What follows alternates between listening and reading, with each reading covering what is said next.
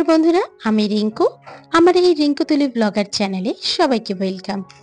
আশা করছি যে যেখান থেকে আমার আজকের ভিডিও ব্লগটা দেখছো তোমরা বেশ ভালো আছো। আজ তোমাদের সাথে সরস্বতী পুজোর দিনের ব্লগটা শেয়ার করব। অর্থাৎ 3 তারিখ যেই দিন সোমবার ছিল সেই দিনে আমরা সরস্বতী পুজো করেছি। ঘুম থেকে উঠেছি ভোর 3টের সময় এবং তারপরে সমস্ত কিছু পরিষ্কার করে বাসি ঘর মুছে ঘর বাড়ি পরিষ্কার করে কাঁচা হলুদ বেটে নিয়েছি। কারণ সরস্বতী পুজোর দিন যখন স্নান করব আমরা প্রত্যেকেই স্নানের পর কাঁচা হলুদ মাখবো। আমাদের বাড়িতে বলে যে সবাই নাকি এই সরস্বতী পুজোর দিন হলুদ মাখলে তাদের গায়ের রং ফর্সা হয়। হয়তো না, এটা একরকম আমাদের বোঝানোর মতন। আসলে শীত আর বসন্তের আগে বিভিন্ন রকমের চর্মরোগ দেখা যায়, তার ফলে কিন্তু এই হলুদ মাখার চিন্তা ভাবনা। সকালবেলা থেকে সমস্ত কাজে ব্যস্ত, সেই কারণে মোবাইলটা নিতে একটু দেরি হয়ে গেল। পুজোর সমস্ত আয়োজন রেডি, আজকে পায়েস ভোগ দেব। তাই সকালবেলা আমার ননদ চলে এসেছে। পাশে আমাদের যে পায়েল আছে, মানে আমার পাশের ফ্ল্যাটে থাকে, ও কিন্তু এসে আমাদের পুজোতে অনেকটাই হেল্প করেছে। সবাই মিলে হাতে হাত কাজ শুরু করেছি বলে আজকে কিন্তু পুজোতে বসেছে ভোর 5টার সময়। দেখতে পাচ্ছ বাইরে কিন্তু এখনো অন্ধকার, জানালাগুলো এখনো কালো হয়ে রয়েছে, তার মানে এখনো কিন্তু ভোরের আলো ফোটেনি। তার মধ্যে পুজো শুরু হয়ে গেছে। যেহেতু আজকে 9:40-এর মধ্যে পঞ্চমী ছেড়ে যাবে, সেই কারণে খুব জলদি সবাই মিলে আয়োজন করেছি। যেমন আয়োজনের মধ্যে আমি ঘরের যে নিত্য ঠাকুর সেটা তাদের আয়োজনগুলো করছি। আমার হাজবেন্ড আর আমার শাশুড়ি মিলে বাইরে সরস্বতী ঠাকুরকে রাখা হয়েছে, মানে ডাইনিং এ রাখা হয়েছে। আমাদের এখানে যে ডাইনিং টেবিলটা থাকে সেটাকে সরিয়ে দেওয়া হয়েছে এবং তারপরে সেখানেই সরস্বতী পুজোর প্যান্ডেলের মতন করেছি। ছোট্ট করে আমি যতটুকু পারি সেইভাবেই সাজিয়েছি।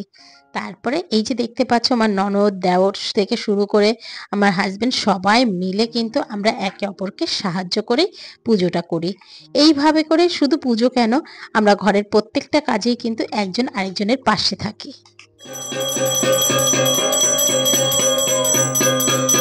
কি বলতো বন্ধুরা, পরিবারের সবাই মিলে যদি একসাথে কাজ করি তাহলে দেখবে সেই কাজটা অনেকটা ইজি হয় এবং সেটাকে তখন কোনো সমস্যাই বলে মনে হবে না। এই দেখো তোমাদের সাথে কথা বলতে বলতে এখন কিন্তু প্রায় 6টা বেজে গেছে এবং ভোরের আলো কিছুটা পরিষ্কার হয়েছে, কিন্তু বাইরে কিন্তু একদম কুয়াশা। ছোট থেকে বড় প্রত্যেকেই কিন্তু ভোরবেলা স্নান হয়ে গেছে, গায়ে কিন্তু হলুদও মেখে এসেছি। আর তারপরে অঞ্জলি দেওয়ার জন্য আমরা সবাই প্রস্তুত হয়ে গেছি। চলো আমাদের অঞ্জলিটা তোমাদের সাথে একটু শেয়ার করি।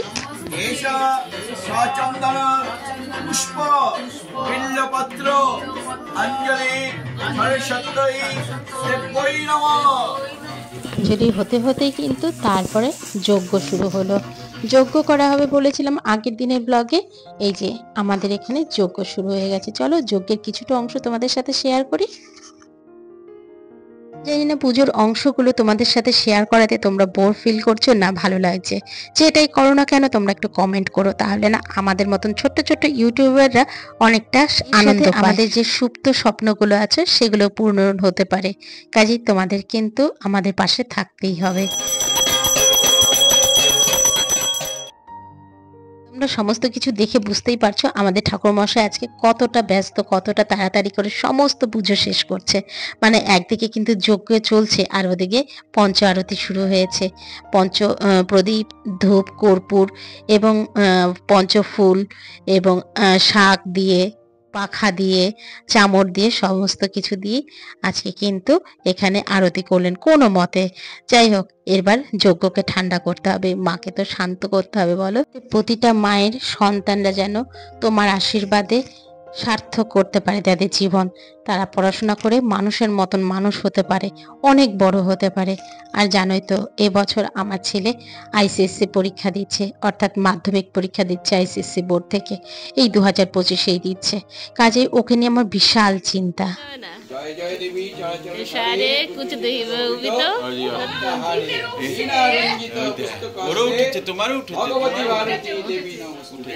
দাদা তুলে নেই, এই তো তোমার কপালে লেগে লেগেছে, তাহলেই তো হবে। এই যে কপালে পেন ওঠানো, এটা কিন্তু ছোটবেলায় আমরাও করতাম। যতদিন পড়াশোনা করেছি ততদিন করেছি। আজ সেটাও ছেলেকে করালাম। এটা প্রতি বছরই করে থাকি যদিও। তারপরে সবাই দক্ষিণা দিচ্ছে ঠাকুরমশাইকে এবং যজ্ঞকেও ঠান্ডা করলেন। আর এখানে আহুতি হিসাবে বস্ত্র আর কলা দিয়েছিলেন।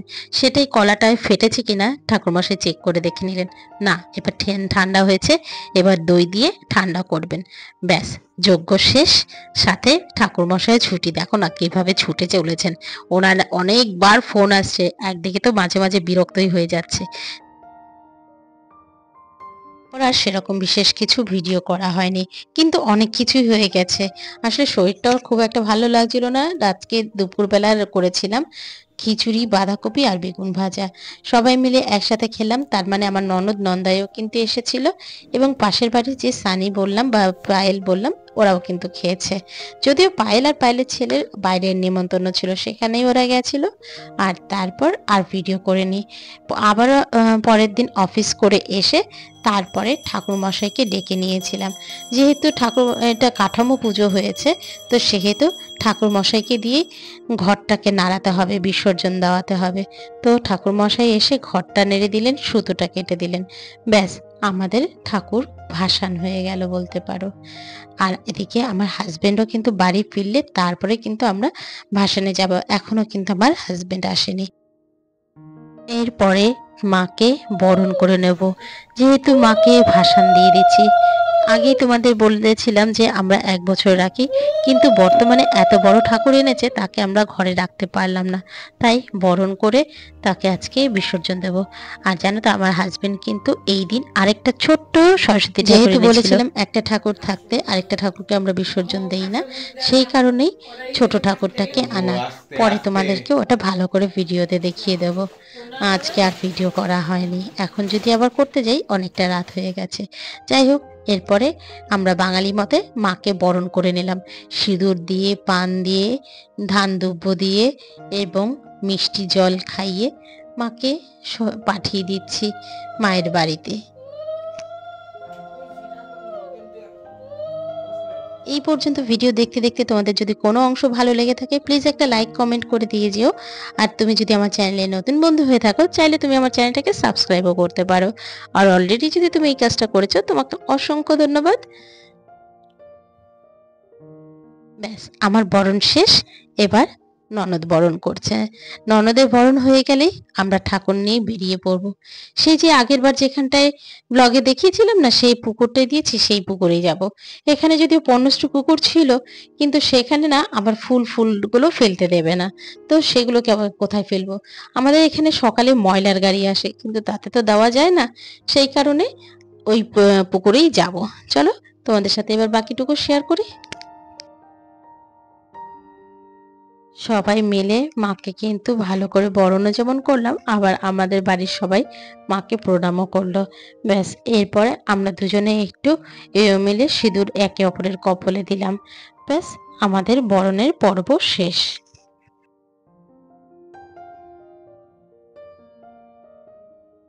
অবশেষে আমার হাজবেন্ড এবং দেওরও চলে এসেছে। সবাই মিলে মাকে নিয়ে যাচ্ছে। বলো সরস্বতী মাই কি জয়, বলো সরস্বতী মাই কি জয়, বলো সরস্বতী মাই কি জয়।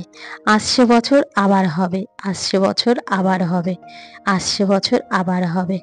এই আশায় নিয়েই আজকে মাকে বিদায় জানালাম।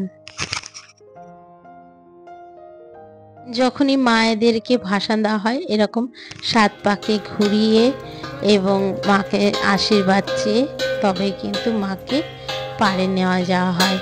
যদিও এই জিনিসটা আগে ছিল নদীর মাঝখানে নিয়ে নৌকো করে 7 বার করে ঘোরাতো, কিন্তু সেটা তো এখন সম্ভব না, তাই সেই কারণেই এইভাবে করা হলো। ব্যাস, মাকে আর বলতে পারলাম না।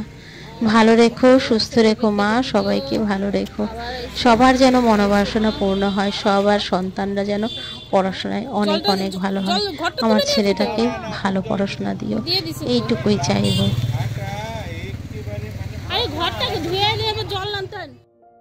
এবং এখানের যে জল মানে মাকে যে জলে দেওয়া হলো সেই জল সবার মাথায় ছিটিয়ে দিলাম, যেন সবার মাথায় ঠান্ডা থাকে, সুস্থ থাকে, সবাই ভালো থাকে। এটা মায়ের চরণামৃত বলতে পারো। ব্যাস, এবার হচ্ছে আমরা বাড়ি ফিরবো। বাড়ি ফেরার পথে ননদ বলছে বাড়িতে চলে যাবে, আর সেই কারণে ওকে নিয়ে আগে মিষ্টির দোকানে যাব, সেখান থেকে মিষ্টি খাবো সবাই মিলে, তারপরে যে যার বাড়িতে যাব। চলো আজকের মতন ভিডিওটা এখানেই শেষ করলাম। কেমন লাগলো অবশ্যই কিন্তু কমেন্ট করতে ভুলো না। Tata, good night, have a sweet dream. তবে একটা কথাই বলে যাব, আসছে বছর আবার হবে, আসছে বছর আবার হবে, আসছে বছর আবার হবে।